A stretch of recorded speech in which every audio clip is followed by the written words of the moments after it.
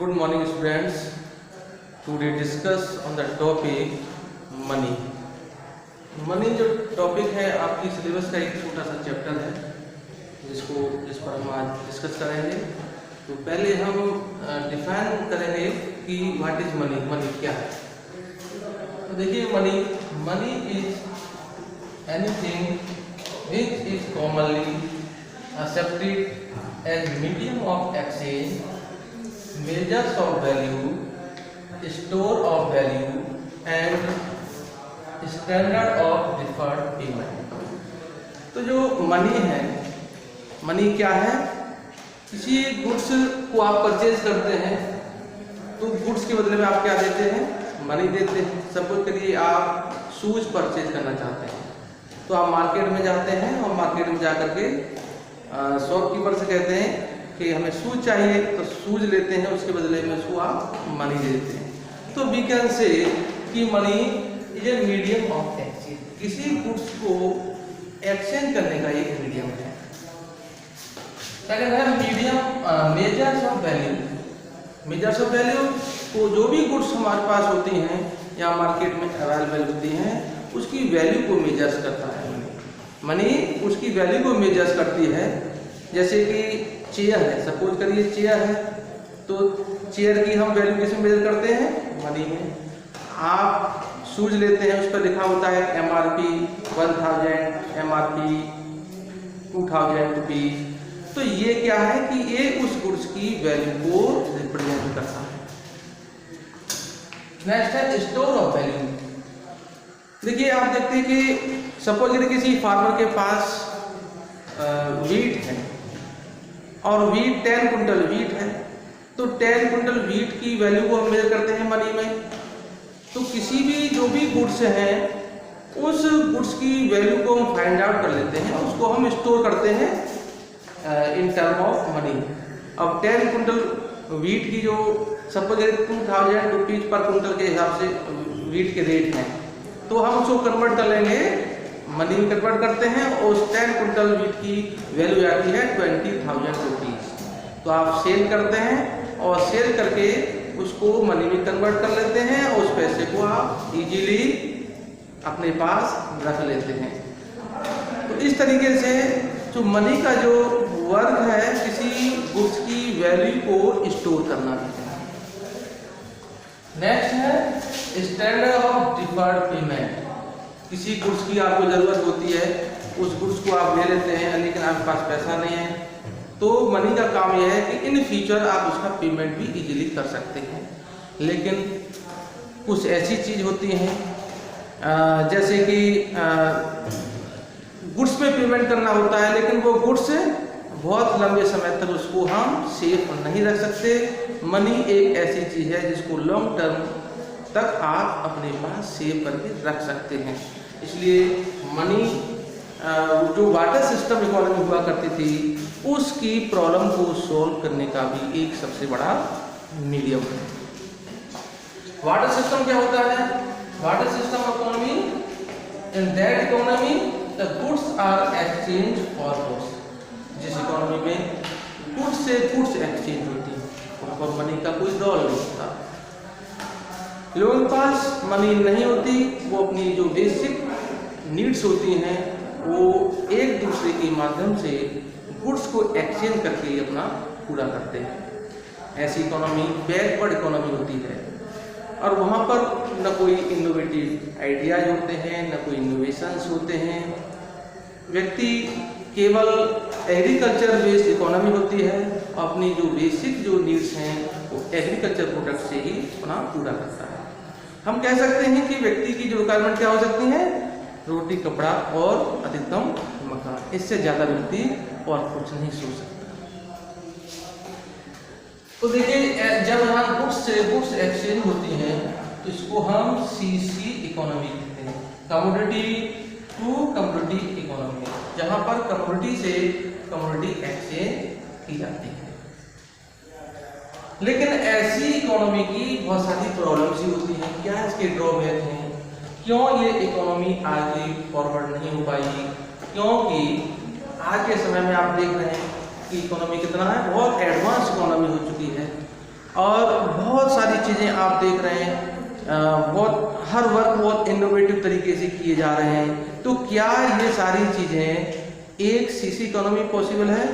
नहीं, क्योंकि वहाँ पर व्यक्ति कैसा होता है, बिल्कुल अनएजुकेटेड होता है और कोई भी वहाँ इनोवेटिव आइडियाज नहीं होते हैं, ना कोई अलग तरीके से वो काम कर सकता है। तो ड्रॉबैक ऑफ वाटर सिस्टम, क्या इसके ड्रॉबैक हैं? तो पहला ड्रॉबैक है lack of coincidence of works, कि जब सीसी इकोनॉमी में गुड्स से गुड्स एक्सचेंज होती है, तो सपोज करिए किसी व्यक्ति के पास वीट का प्रोडक्शन सरप्लस में है, उसको राइस की रिक्वायरमेंट है, तो सबसे पहले उसके सामने ये चैलेंजेस होगा कि राइस को के बदले में उसको ऐसे व्यक्ति की ज़रूरत होगी जिसके पास राइस हो।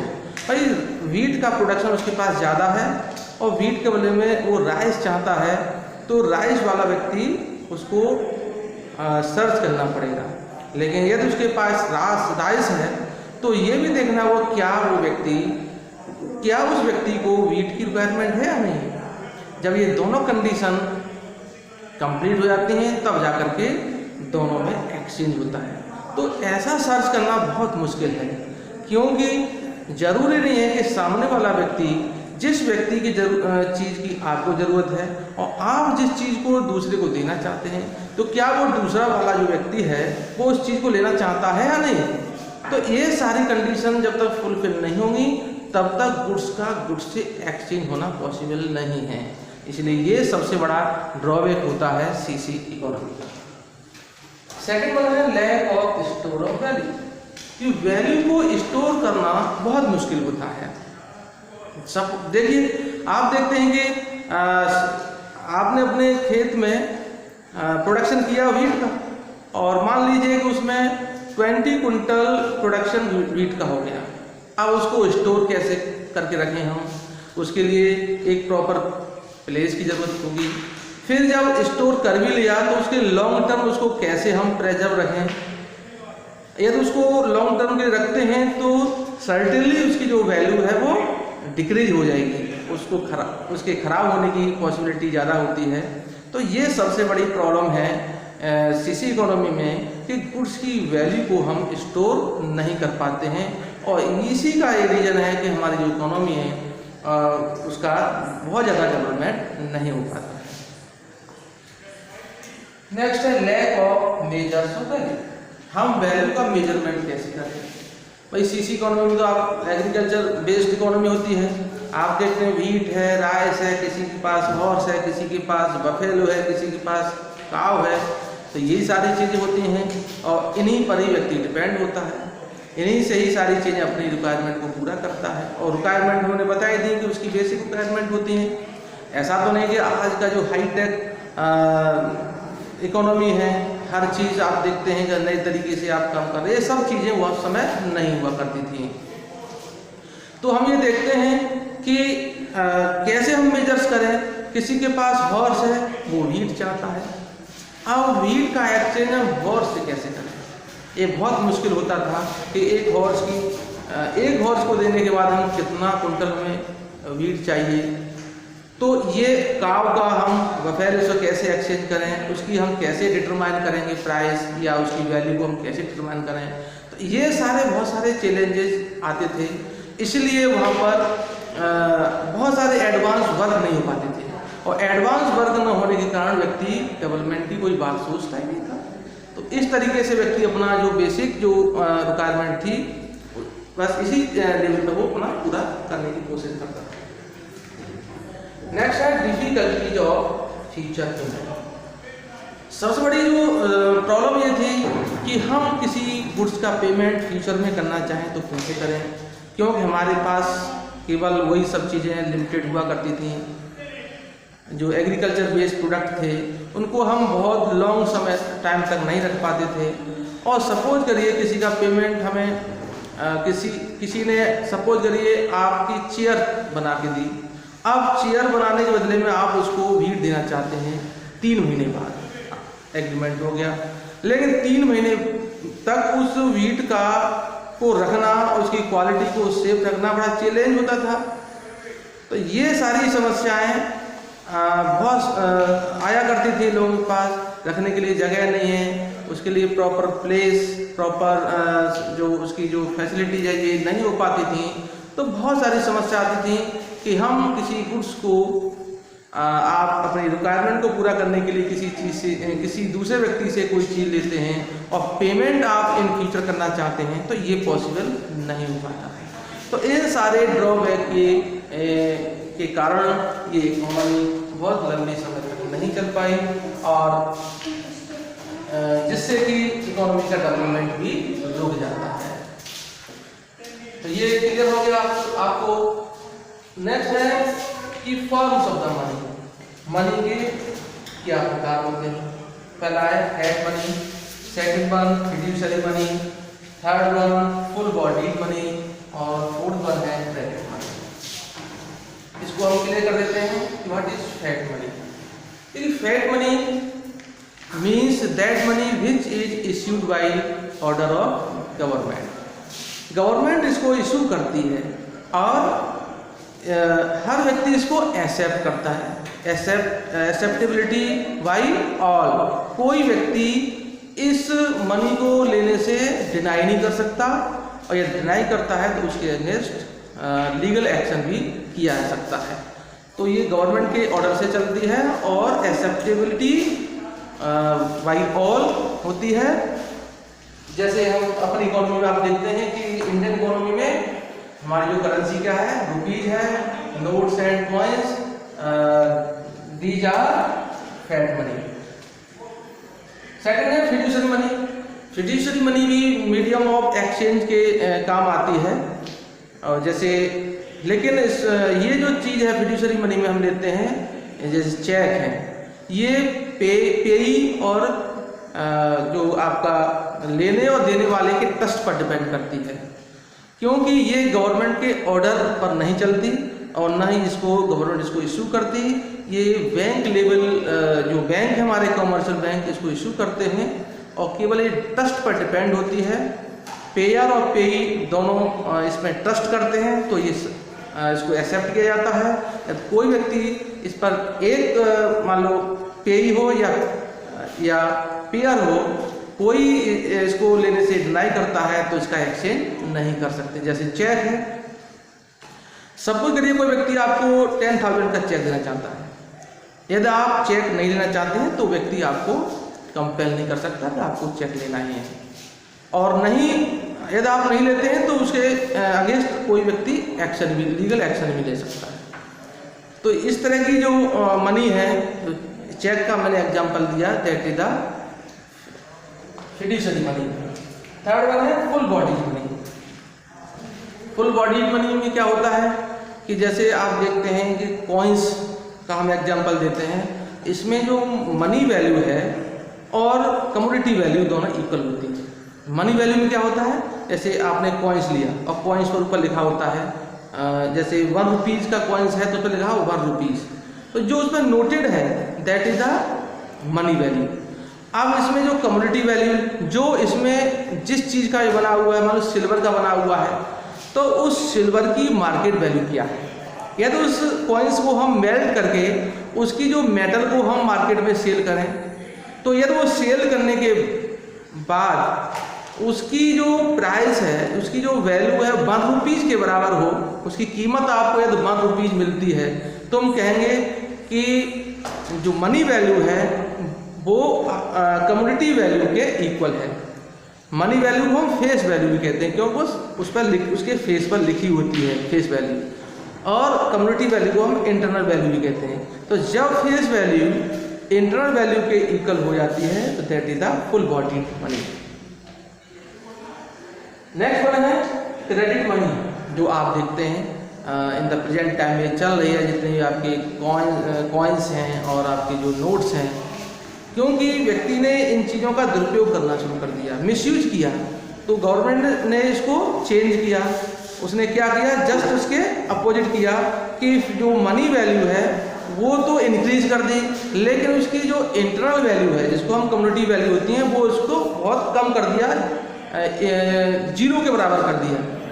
सपोज करिए हम 100 रुपीज़ का नोट लेते हैं, उस पर लिखा हुआ 100 रुपीज़, उसकी वैल्यू कितनी होगी? 100 रुपीज़ है। लेकिन यदि उस पर किसी अथॉरिटी के सिग्नेचर नहीं होते हैं, गवर्नमेंट अथॉरिटी के सिग्नेचर ना हो, तो उस 100 रुपये की वैल्यू क्या होगी? जीरो। तो इस तरीके से उसकी फेस वैल्यू तो 100 के बराबर है, 100 रुपीज़ के बराबर है, लेकिन जो इंटरनल वैल्यू उसकी जीरो है। तो जब money value is greater than internal value, that is the credit money. तो आप देखते हैं आज जो कॉइन्स हैं, आपके नोट्स हैं, तो ये सारी चीज़ें क्या है आपकी क्रेडिट मनी के अंतर्गत आती है। नेक्स्ट टॉपिक है फंक्शन ऑफ मनी, कि मनी के क्या क्या फंक्शंस हैं। तो मनी के बेसिकली 4 फंक्शंस होते हैं। तो 4 फंक्शंस को इन्होंने 2 पार्ट में डिवाइड किया है, primary functions and secondary functions.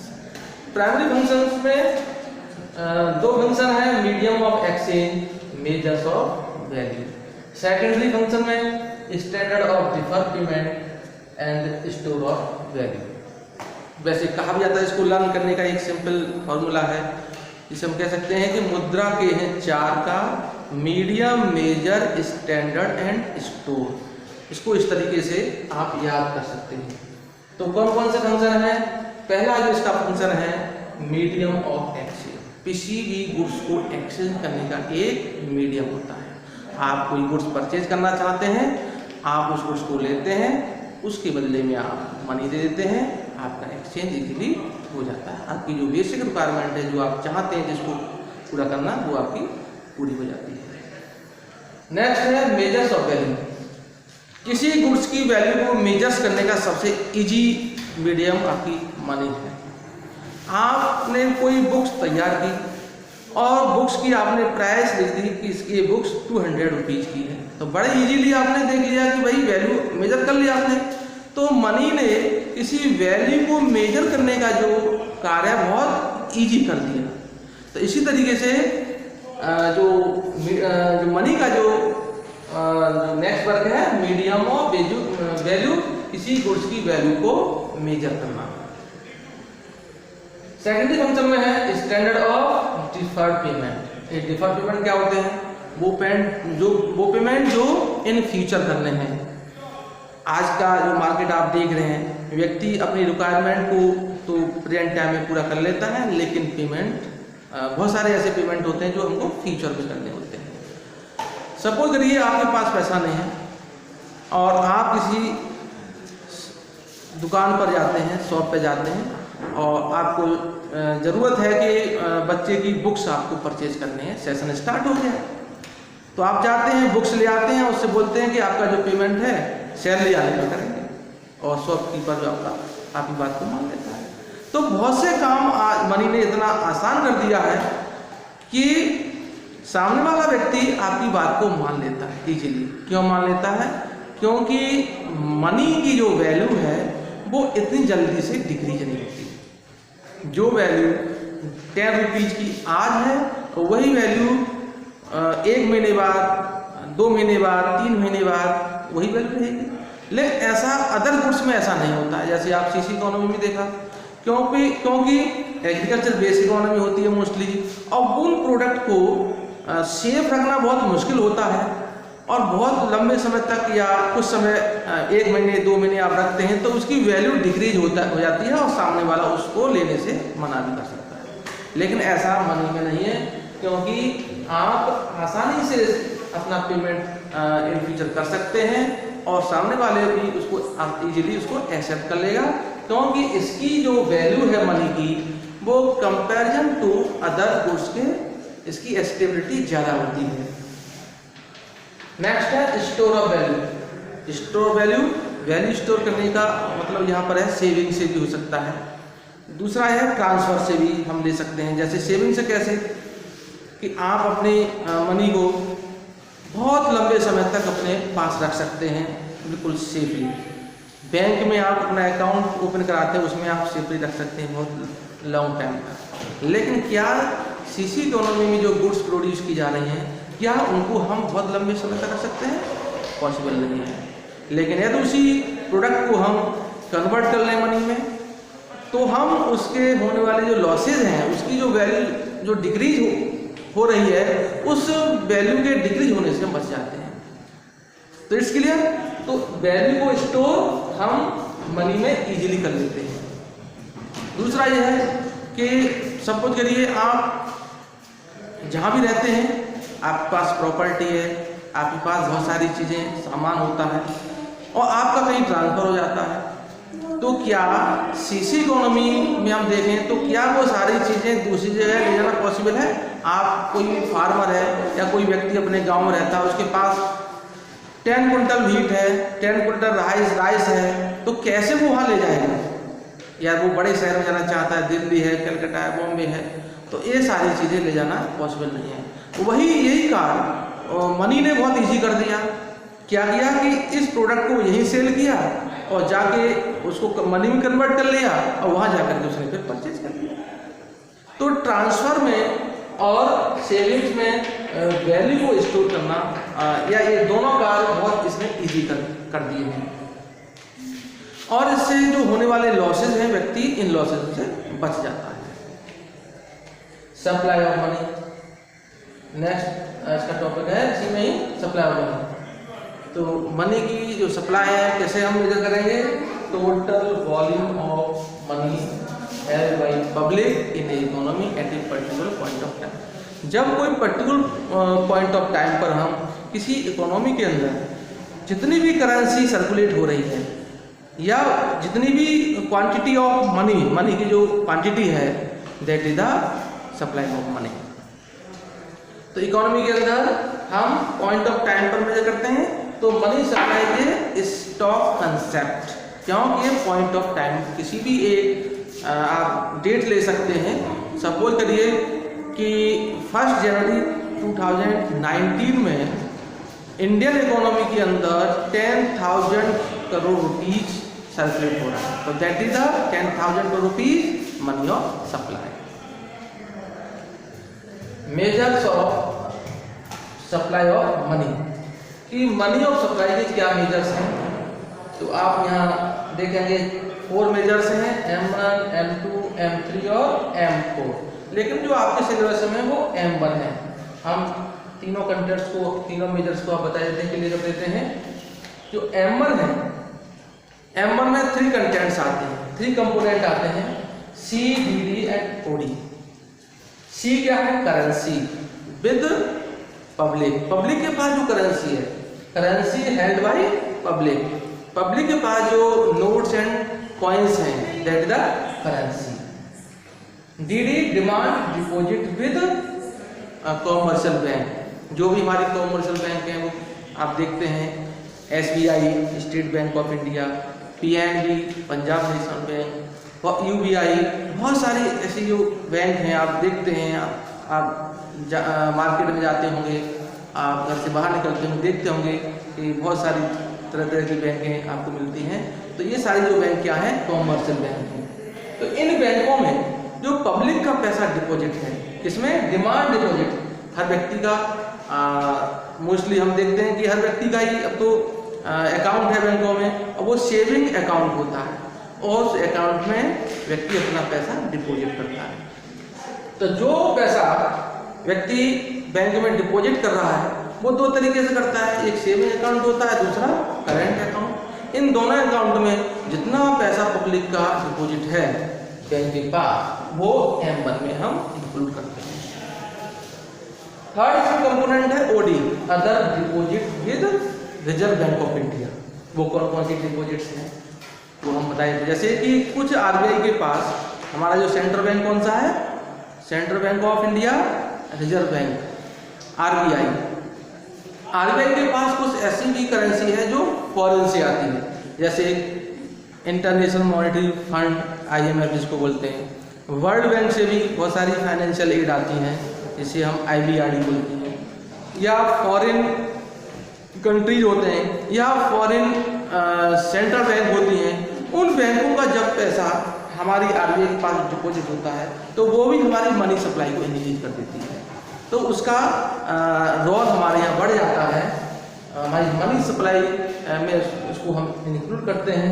तो इस तरीके से हम देखते हैं कि जो M1 है वो C plus DD plus OD 3 component से मिलकर के बनी है। बाकी और भी कंपोनेंट होते हैं, उन कंपोनेंट को हम इसमें इंक्लूड नहीं करते, इसलिए इस M1 को हम नैरो मनी कहते हैं, क्योंकि इसमें बहुत कम कंपोनेंट दिए गए हैं, लेकिन लिक्विडिटी ज़्यादा है। ये मोर लिक्विड मनी होती है। लिक्विडिटी मीन्स कि ये कैश फॉर्म में होती है। जो मनी है जितना वो कैश फॉर्म में होगी वो उतनी ज़्यादा लिक्विड होगी। जैसे आपके पॉकेट में रखा हुआ पैसा है तो आप उसको इजीली खर्च कर सकते हैं और अपनी ज़रूरत को पूरा कर सकते हैं, और बैंक में रखा हुआ पैसा है वो इतनी जल्दी उसको यूज नहीं कर पाते हैं। और मान लो FD के रूप में रखा हुआ है तो उसको तो आप यूज कर ही नहीं पाओगे। आपका मान लो प्रॉपर्टी के रूप में पैसा लगा हुआ है तो उसको भी यूज नहीं कर पाओगे, सडनली नहीं कर पाओगे, क्योंकि उसको आपको पहले कन्वर्ट करना पड़ेगा मनी में, तो उसके लिए टाइम लैग की ज़रूरत होती है।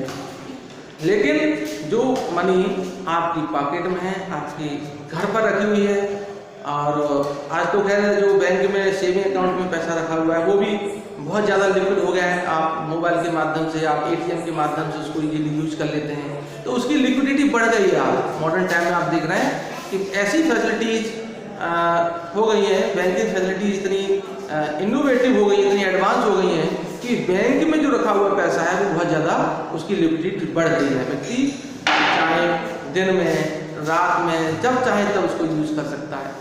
पहले उसका एक टाइम फिक्स हुआ करता था कि बैंक खुलेगी तभी हम बैंक में जाएंगे, उससे पैसा अपने विड्रॉ करेंगे, लेकिन आज ऐसा नहीं है। आप एनी टाइम बैंक में रखे हुए पैसे को यूज कर सकते हैं, तो लिक्विडिटी उसकी बहुत ज़्यादा बढ़ गई है।